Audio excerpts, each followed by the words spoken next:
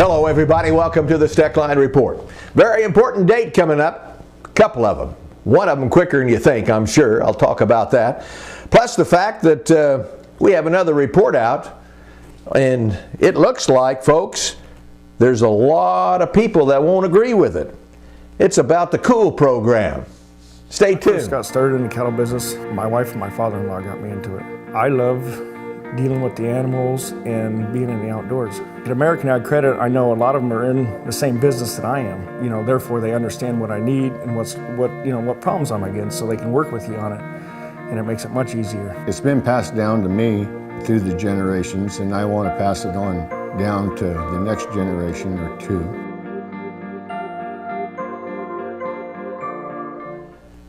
Well, friends, we have an important date coming up here real quick, February the 27th.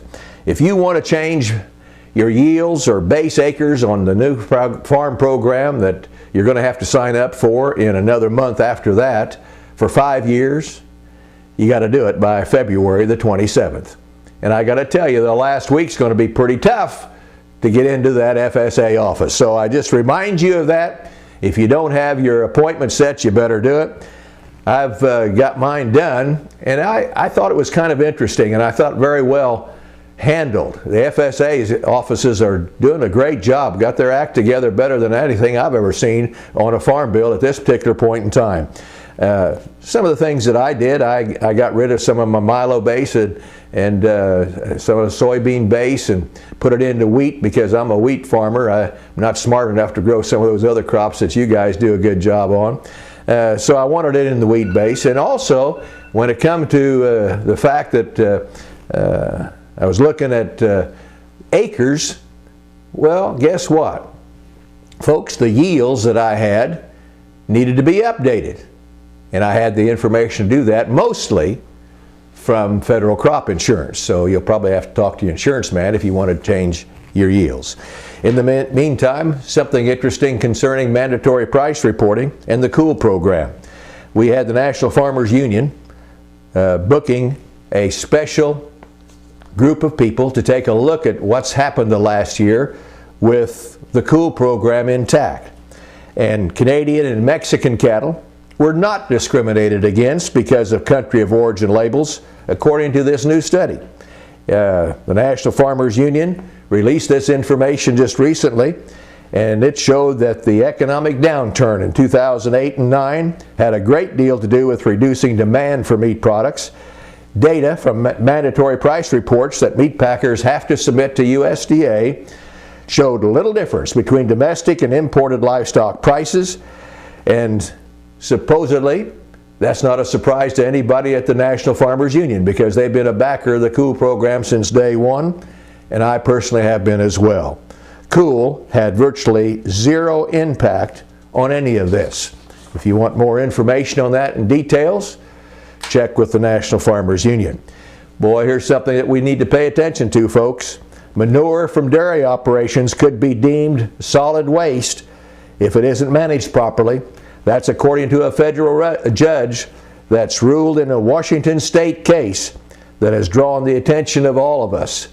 Now, in the past, there's been several lawsuits like this and it's never won. This one has. The question remains as to whether the ruling will have a wider effect on how livestock operations manage manure in the future.